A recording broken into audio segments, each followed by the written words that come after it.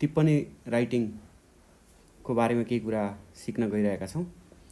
मैले यहाँहरूलाई 2-3वटा टिप्पणीको मोड्युल देखाउँछु। त्योभन्दा अगाडि टिप्पणी के हो, किन टिप्पणी तयार गरिन्छ भन्ने कुरा छोटो संक्षेपमा सुन्न जरुरी छ। यहाँ मैले देखाउने टिप्पणीका मोड्युलहरू अङ्ग्रेजी मिडियममा छन्। नेपाली मिडियमको म फेरि यसमा प्रस्तुत गर्छु। टिप्पणी डिसिजन मेकिङ टुल्स हो। कार्यालय व्यवस्थापन, कार्यालय सञ्चालन र कार्यालयका विविध गतिविधिहरू सञ्चालन गर्नका लागि 2 वा सोभन्दा बढी तहहरूमा मातहतको तहले आफ्नो रिकमेन्डेसन्स लेख्ने र माथिल्लो निर्णय अधिकार भएको पदाधिकारीले निर्णय गर्नका लागि टिप्पणीको प्रयोग गर्छ। त्यही भएर टिप्पणी or memo, we can say tippani or memo simultaneously. Tippani or memo can be defined as a decision making tools. It is a paper that that is used to take the decision in an office management. अब यो government अर्गनाइजेसन्सहरुमा गर्ने निर्णयहरू, औपचारिक निर्णयहरू विभिन्न कानुन वा नीति संगत हुनु पर्दछ र यो कानुन नीति संगत गरिएका निर्णयहरू लिखित हुनु पर्दछ र यसमा पार्टिसिपेटिभ हुनु पर्दछ। 2 वा सोभन्दा बढी तहहरूको यसमा संलग्नता हुनु पर्दछ। यो परिप्रेक्ष्यमा टिप्पणीबाट गरिएका निर्णयहरूमा संलग्न कागजातहरू एकातर्फ राख्ने र त्यो संलग्न कागजातहरूको आधारमा टिप्पणी लेखिने भएको हुनाले यसबाट गरिएको निर्णय आधिकारिक हुन्छ। यसबाट गरिएको निर्णयहरू भविष्यमा प्रश्न चिन्ह उठ्यो भने सामूहिक जिम्मेवारीमा हुन्छ।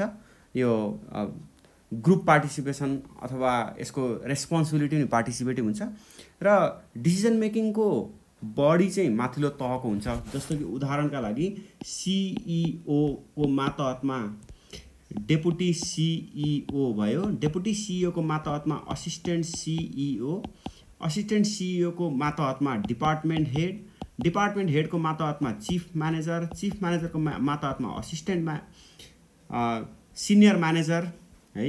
यसरी जाँदाखेरि सिनियर म्यानेजर, यसरी जाँदाखेरि डिसिजन मेकिङ गर्ने बडी, यो डिसिजनको अधिकार सीईओ लाई हुन्छ भने यसमा सहयोग गर्ने चाहिँ डीसीओले, एसीओले, डिपार्टमेन्ट हेडले, चीफ म्यानेजरले, सिनियर म्यानेजरले यसरी सहयोग गर्छन्। तर कुन तहबाट टिप्पणी उठेको, सपोज डिपार्टमेन्ट हेडबाट टिप्पणी उठेको हो भने डिपार्टमेन्ट हेडले रिकमेन्डेसन सहित एसीओ लाई पठाउँछ, एसीओले डीसीओ लाई पठाउँछ, डीसीओले सीओ लाई पठाउँछ र सीओले डिसिजन गर्छ। त्यही यस्तो खालको डिसिजन मेकिङको टुल्सलाई चाहिँ हामी टिप्पणी भन्छौँ। अब यो लेटरले चाहिँ केही इन्फर्मेसन दिन्छ है, यसले चाहिँ केही सूचना प्रवाह गर्छ। It helps to provide informations to inside र आउटसाइड द अर्गनाइजेसन। त्यही भएर यो इन्टरनल एक्सटर्नल दुइटै हुन्छ। लेटर राइटिङ चाहिँ मेमो राइटिङ वा टिप्पणी राइटिङ भनेको चाहिँ it's internal decision making tools हो। यो इन्टरनल कम्युनिकेसनको टुल्स हो। हामीले यसलाई कम्युनिकेसन भन्दा पनि डिसिजन मेकिङको टुल्स भन्नुपर्छ है। त्यही भएर यसलाई सुरुवात गर्दा चाहिँ के भन्ने भन्दा टिप्पणी अर memo is a participative decision making tools which is formal and legitimate in which 2 or more than 2 levels of employee or managers are involved to take the decision भनेर भन्नुपर्छ। यसको अरु कुराहरु म छलफल गर्छु। अब एउटा टिप्पणी हेरौँ है। जस्तो यसमा हेर्नुस् त राइट अ ड्राफ्ट अफ टिप्पणी, एक्जाममा यही आउँछ। राइट अ ड्राफ्ट अफ टिप्पणी टु एप्रुभ बिजनेस लोन। यहाँ बिजनेस लोनलाई एप्रुभ गर्नका लागि टिप्पणी लेखिँदैछ र यसमा 50 मिलियन को बिजनेस लोन एप्रुभ गर्न टिप्पणी लेखिँदैछ। अब यो एग्रिकल्चर डेभलपमेन्ट ब्याङ्कको एक्जाम्पल यहाँ मैले प्रस्तुत गरेँ। टिप्पणीको ढाँचा हेर्नुस् त, माथि ब्याङ्कको नाम लेखिन्छ एग्रिकल्चर डेभलपमेन्ट ब्याङ्क, त्यसपछि डिपार्टमेन्ट। अब यो बिजनेस लोन एप्रुभ गर्नका लागि क्रेडिट डिपार्टमेन्टले लेख्ने भयो। यहाँ टिप्पणी नम्बर, अब यहाँ 1 2 3 4 जति लेखे नि हुन्छ। त्यसको तल ठिक्क सब्जेक्ट हुन्छ। सब्जेक्टमा जस्तो सर्ट एन्ड स्विट 1 लाइनको सब्जेक्ट हुनुपर्छ। एप्रुभल अफ बिजनेस लोन भनेर चाहिँ यहाँ सब्जेक्ट लेखियो। त्यसपछि मेमो एन्ड अर्डर, नेपालीमा यसलाई टिप्पणी र आदेश भन्छ, हामी यसलाई मेमो एन्ड अर्डर भनेर चाहिँ यहाँनिर धर्का तान्नुपर्छ। अब यो टिप्पणी चाहिँ यसको लेभल के हो भने पहिला यो टिप्पणी लेख्दैछ सिनियर चीफ म्यानेजरले है। चीफ म्यानेजरले कसलाई टिप्पणी लेख्दैछ भन्दा डिजिएमलाई टिप्पणी लेख्दैछ, डेपुटी जेनरल म्यानेजरलाई। त्यही भएर यहाँ चीफ म्यानेजरले लेख्दैछ। अहिले हामीले जे लेख्दैछौँ त्यो चीफ म्यानेजर हो। यो चीफ म्यानेजरले कसलाई लेख्दैछ त भन्दा डेपुटी जेनरल म्यानेजर डिजिएमलाई लेख्दैछ। बुझ्नुभयो नि है। चीफ म्यानेजरले लेख्दैछ यो जे हामी लेख्दैछौँ यो सबै कुरा चिफ म्यानेजरले लेख्दैछ, कसलाई लेख्दैछ, डिजिएमलाई लेख्दैछ। त्यसो भए डिजिएमलाई लेख्नलाई त सम्बोधन डिजिएमलाई लेख्नु पर्यो, to respected deputy general manager भनेर यसलाई सम्बोधन गर्यो, यो व्यक्तिलाई हामी लेख्दैछौँ टिप्पणी चाहिँ। अब पहिलो प्याराग्राफमा टिप्पणीमा के आउनुपर्छ भने किन टिप्पणी लेखिँदैछ भनेर यसको इन्ट्रोडक्सन आउनुपर्छ। जस्तो कि दिस टिप्पणी is submitting to proceed of business loan of ₹50 million requested by branch office Birgunj. Birgunj ब्रान्चले हामीलाई यो फेरि क्रेडिट प्रोसेसिङको काम, इनिसियल काम त ब्रान्च अफिसले गर्छ, तर हामी यो टिप्पणी चाहिँ कहाँ लेख्दैछौँ भन्दा क्रेडिट डिपार्टमेन्टमा लेख्दैछौँ। हामी चाहिँ क्रेडिट डिपार्टमेन्टको सिएम भएर लेख्दैछौँ है, मैले यहाँ चित्र बनाइसकेको छु। क्रेडिट डिपार्टमेन्टको चिफ म्यानेजर भएर टिप्पणी लेख्दैछौँ। अब यो चाहिँ 50 मिलियनको रिक्वेस्ट गरेर हेड अफिसमा पठायो, हेड अफिसले यसलाई स्वीकृत गरेर सिओसम्म पुर्याउनु पर्नेछ। लेटर नम्बर यति, डिस्प्याच नम्बर यति, यो त्यो लेटरलाई रिफरेन्स लिएको डेट यति, अनि यो डेटमा यसरी हामीलाई लेटर लेखेको थियो, त्यो लेटरको आधारमा हामी टिप्पणी लेख्दैछौँ। त्यही भएर पहिलो प्याराग्राफमा इन्ट्रोडक्सन हो। यो इन्ट्रोडक्सन प्याराग्राफ भनेको किन टिप्पणी लेखिँदैछ भन्ने कुरा यसमा हेर्नुपर्छ। अब दोस्रो प्याराग्राफ यसको मेन प्याराग्राफ, यो मेन पार्ट भन्छ दोस्रोमा, मेन बडी। यो मेन बडीमा चाहिँ के आउनुपर्छ भने सबै इन्फर्मेसन्सहरू उसले टिप्पणीमा मेबी लोन दिनुपर्छ भनेर लेखेको होला, त्यो लोन दिनुपर्छ भनेर कन्भिन्स गरेकोलाई चाहिँ मेन बडीमा यो कुरा आउनुपर्छ।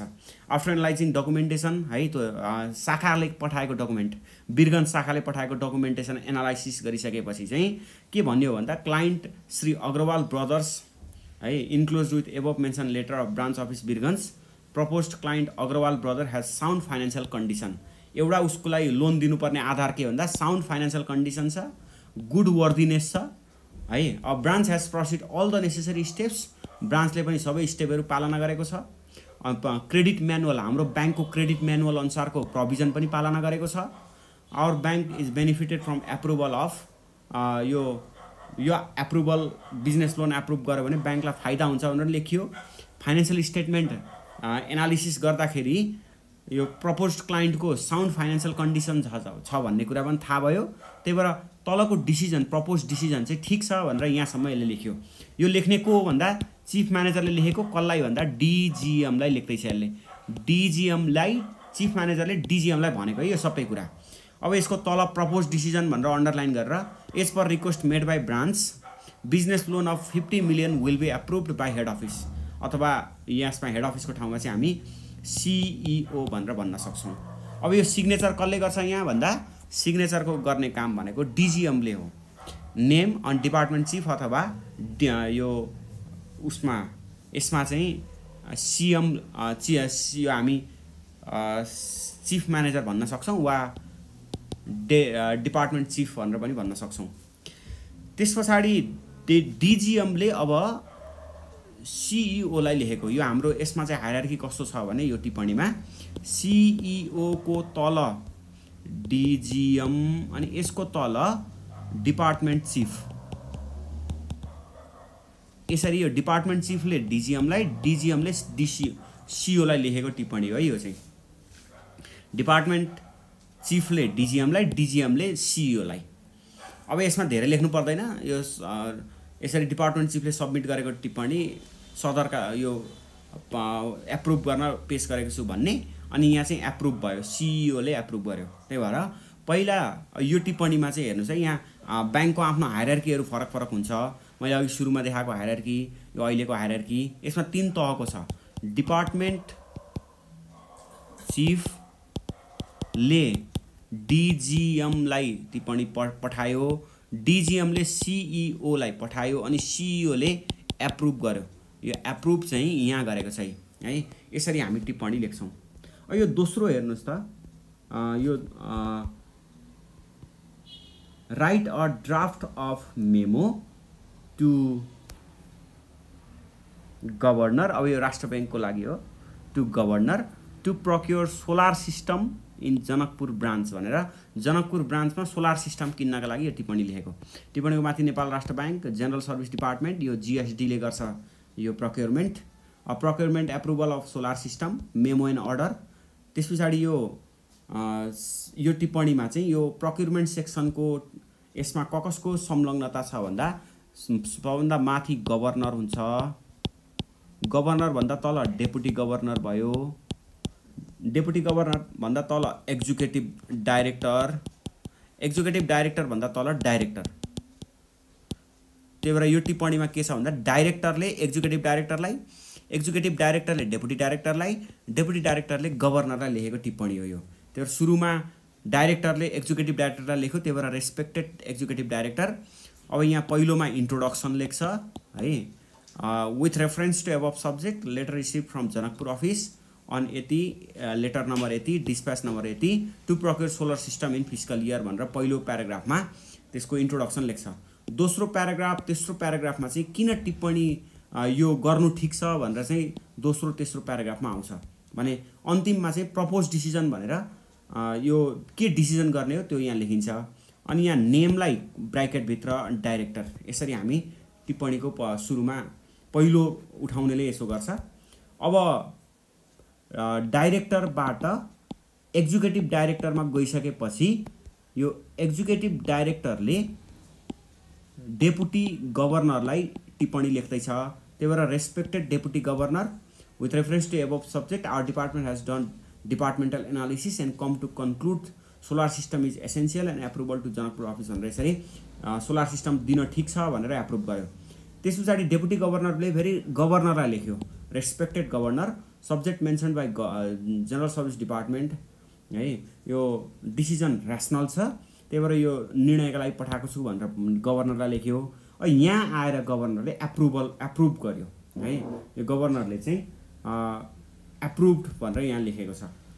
अब यसमा write a memo, draft of memo to approve auction tender of sold auction tender of motorcycle है, ओल्ड मोटरसाइकल भनेर यहाँ यसरी हामी टिप्पणी लेख्न सक्छौँ।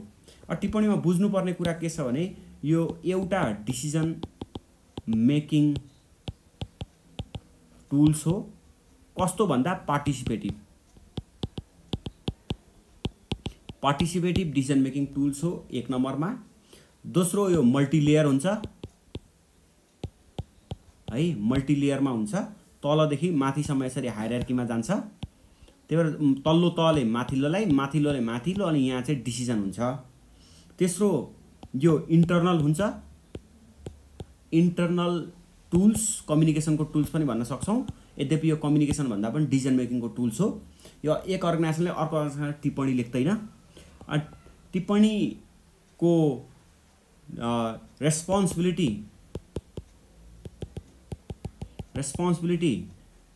यो अल इन्भल्भड इम्प्लोइज अथवा म्यानेजर लेभल जो इन्भल्भ छन् यसमा सबैले रेस्पोन्सिबिलिटी बोक्छन्। यद्यपि डिसिजन मेकरसँग चाहिँ यसको प्राइम रेस्पोन्सिबिलिटी हुन्छ है। अब यो लेटरभन्दा किन फरक छ भन्दाखेरि चाहिँ टिप्पणी ले निर्णय गर्छ, लेटरले इन्फर्मेसन दिन्छ। टिप्पणीको निर्णय कार्यान्वयनका लागि बाध्यकारी हुन्छ, लेटर बाध्यकारी नहुन सक्छ। टिप्पणी इन्टरनल टुल्स हो, letter external tools or internal tools दुइटै हो। टिप्पणीले सबै डकुमेन्टहरू एट्याच्ड गरेको हुन्छ। अनि टिप्पणीमा प्रिभेलिङ लज प्र्याक्टिसहरू के छ भनेर लेख्नुपर्छ, जुन लेटरमा नलेखे पनि हुन्छ है। टिप्पणी मल्टिलेयर हुन्छ, लेटर 1 to 1 हुन्छ। यसरी हामी लेटर र टिप्पणीलाई डिफ्रेन्स हेर्न सक्छौँ। अब यो ब्याङ्किङ एक्जामहरूमा राष्ट्र ब्याङ्क, कृषि विकास ब्याङ्क, राष्ट्रिय वाणिज्य ब्याङ्क, नेपाल ब्याङ्क लिमिटेड, जहाँ पनि यो मेमो वा टिप्पणी राइटिङ आउँछ। त्यही भएर यो रियल प्र्याक्टिस नै गर्नुपर्छ। तपाईँले एकचोटि सुनेको भरमा मेमो राइटिङ नआउन सक्छ। तपाईँले यसलाई चाहिँ प्र्याक्टिस गर्दै जानु होला। जस्तै कस्तो खालको मेमो आउँछ त भन्दा write a draft of memo present to CEO to approve business loan of ₹1 crore। Write a draft of memo present to CEO to buy ATM machines है। Write a draft of memo to conduct 10 days internship program for newly appointed employees, यस्तो हुनसक्छ। Write a draft of memo to transfer chief manager from Birgunj office to head office, यस्तो खालको मेमोहरू आउन सक्छ। त्यही भएर मेमोमा यहाँले ध्यान दिनुपर्ने कुरा के हो भने कुन तहकोले कुन तहलाई मेमो प्रेजेन्ट गर्दैछ एउटा बुझ्नुपर्ने कुरा। अनि मेमोमा प्रिभेलिङ लज प्र्याक्टिस कसरी आउन सक्छ त्यो दोस्रो कुरा। त्यस पछाडि मेमो तल्लो तहकाले अलि लामो लेख्नु पऱ्यो, सबै कुरा समेटेर लेख्नु पऱ्यो। त्योभन्दा माथिकोले चाहिँ मेमोलाई पास गर्दै अनि डिसिजन मेकिङ बडीसम्म पुगेर त्यसको डिसिजन गर्नु पऱ्यो। कमर्सियल ब्याङ्कको मेमो हो भने सिइओले डिसिजन गरे हुन्छ, राष्ट्र ब्याङ्कको हो भने गभर्नरले डिसिजन गर्ने मेमोहरू ज्यादा आउँछ एक्जामिनेसनमा। हस् आज मैले यहाँलाई मेमोको बारेमा सर्ट क्लिप्समा यो मेमो बुझाउन प्रयत्न गरेँ। तपाईसँग केही यसमा अभ्यास गर्नुहोला। समस्या पर्यो भने विभिन्न माध्यमबाट ममा सम्पर्क गरे हुन्छ।